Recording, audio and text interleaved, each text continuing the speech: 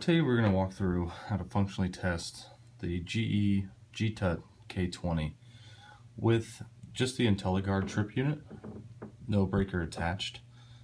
What we can do in this configuration is test the phase current and ground fault and overload functions of the actual test kit itself.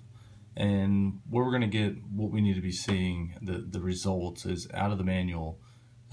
Page 3, it goes over the phase current switch. By pressing the switch, the IntelliGuard trip unit will display approximately 100 amps on each current phase. This can be viewed on the trip unit LCD under meter menu.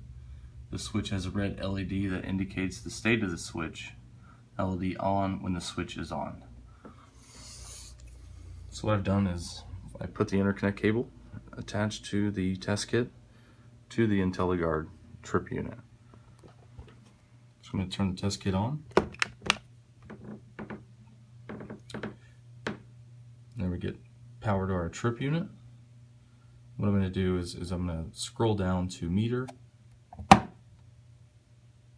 select over, and here's where our current should be displayed once we select the phase current selection. So we choose phase current. We got our LED red light on, and over here we have 99 amps on phase 1, 100 amps on phase 2, and 99 amps on phase 3. So we're good. What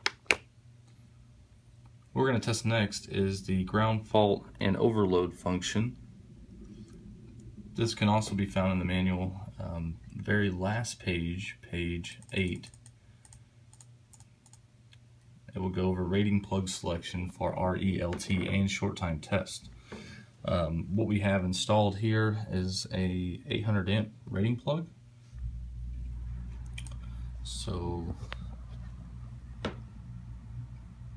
current sensor amps 800. When we go over to equivalent test current signal from test kit and amps, should be 1200. So once we depress the ground fault and overload switch, we should see 1200 amps on our trip unit.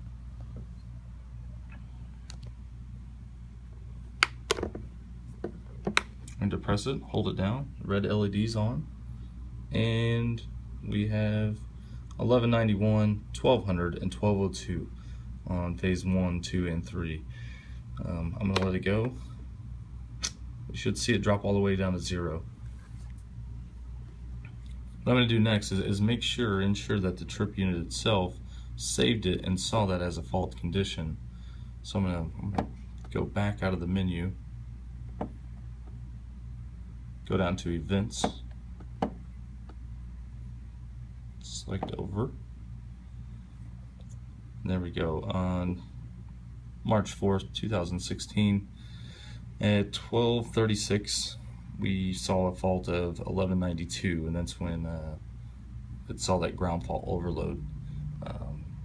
Just so you see it, 12:36. My computer, we have 12:36.